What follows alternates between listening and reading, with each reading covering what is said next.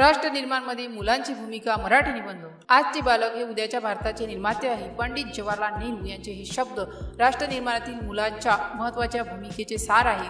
मुले केवळ देशाची भावी नागरिक नसतात, ती त्या राष्ट्राच्या प्रगतीचा पाया, सामर्थ्याचे स्रोत आणि समन्वयाचे प्रतीक असतात। त्यांच्या शिक्षणाने, संस्कारांनी, क्षमतांनी आणि कर्तृत्वानेच भविष्यकालीन भारताचे स्वरूप ठरते। राष्ट्राची प्रगती हे गुणवत्तापूर्ण शिक्षणावर अवलंबून आहे। शाळा कॉलेजांमधील शिक्षणाद्वारे मुले ज्ञानाने सज्ज होतात। विज्ञान, तंत्रज्ञान, कला, वाणिज्य, कृषी या विविध क्षेत्रातील परंपरागत मुलेच भविष्यातील संशोधक, डॉक्टर, अभियंत्रिके, शिक्षक, कृषीतज्ञ आणि कुशल कामगार बनतात। त्यांचे ज्ञानच राष्ट्राच्या आर्थिक व तांत्रिक प्रगतीचा पाया असते। केवळ पुस्तकी ज्ञान पुरेसे नसते। चांगले नागरिकत्व, नैतिक मूल्य, सत्यनिष्ठता, कर्तव्यपरायणता, सहानुभूती, देशप्रेम, सहजबुद्धी, अनुशासन आणि सहिष्णुता या संस्कारांची पेरणी बालपणीच केली जाते। घर आणि शाळा येथे मिळणाऱ्या या संस्कारामुळेच मुले जबाबदार, समाजप्रेमी आणि राष्ट्रभक्त नागरिक बनतात।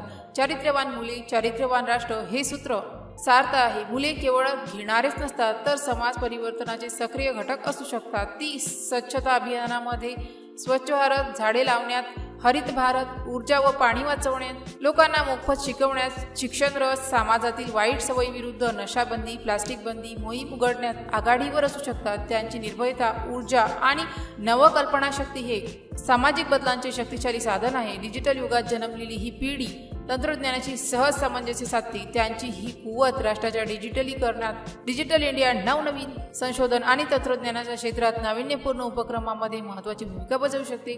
तंत्रज्ञानाचा सकारात्मक वापर राष्ट्र प्रगतीसाठी करणे हे त्यांच्या हातात आहे। मुलेच भारताच्या विविध सांस्कृतिक परंपरा, भाषा, कला आणि इतिहासांचे वारसदार असतात। त्यांना या वैविध्यपूर्ण वारशाचा अभिमान बाळगणे शिकवले तर ती राष्ट्रीय एकात्मतेची मजबूत बांधणी करू शकतात। विविधतेमध्ये एकता या भारताच्या तत्वाचे रक्षण आणि प्रसार करणे हे त्यांचे कर्तव्य आहे। आरोग्यदायी राष्ट्रासाठी आरोग्यदायी मुले आवश्यक आहे।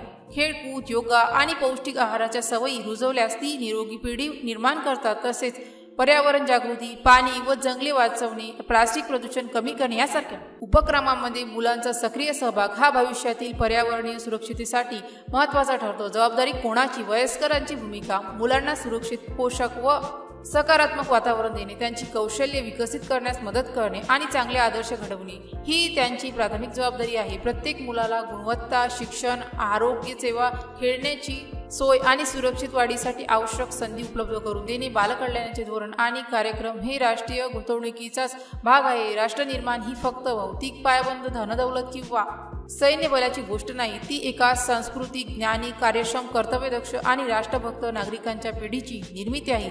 छत्रपती शिवाजी महाराजांसारखे महान राष्ट्रपुरुष त्यांच्या बालपणीच्या संस्कारामुळेच निर्माण झाले। आजच्या मुलांच्या मनात देशप्रेमाचे बीज रुजवले, त्यांना ज्ञानाने सज्ज केले, त्यांच्या चरित्राची घडण केली, त्यांची प्रतिभा विकसित करण्यास मदत केली आणि त्यांना सामाजिक जबाबदारीची जाणीव दिली, तर तीच मुले उद्याचे भारत अभिमानास्पद उंचीवर नेतील। म्हणूनच राष्ट्र निर्माणाचा खरा खजिना म्हणजे त्यांची मुले। त्यांच्या विकासात केलेली प्रत्येक गुंतवणूक ही राष्ट्राच्या भव्य भविष्यातील सर्वात शहाणपणाची गुंतवणूक आहे। जर या पोस्टशी संबंधित काही गोंधळ असेल किंवा आपल्याला अशा कोणत्याही विषयाची माहिती हवी असेल तर कृपया खालील दिलेल्या कमेंट बॉक्सद्वारे आपले प्रश्न आम्हाला विचारू शकता। या पोस्टशी संबंधित आणखीन काही प्रश्न असतील आपण आम्हाला ते देखील सांगू शकता की आम्ही त्या समस्या नक्की सोडवू।